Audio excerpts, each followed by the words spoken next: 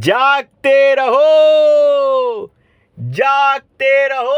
अरे ओ पहलवान, भांग पिए हो क्या?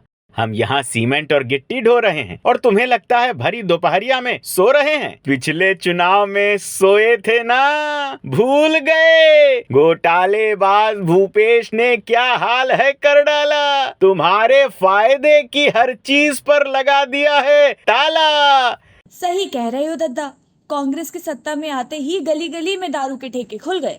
महिलाएं जाएं चूल्हे के भाड़ में, घोटालेबाज तो मस्त है शराब घोटाले में। मोदी जी बनवा रहे थे हमारे लिए आवास, लेकिन ठगेश को ये भी ना आया रास। अरे कुर्सी पाकर हमको ऐसी सजा दी कि गरीबों के राशन में घोटाला कर डाला। अरे भैया तभी तो सबको जगा रहा हूँ, इस बार याद रखना जरूर, ठगेश को छत्तीसगढ़ से रखना है दूर।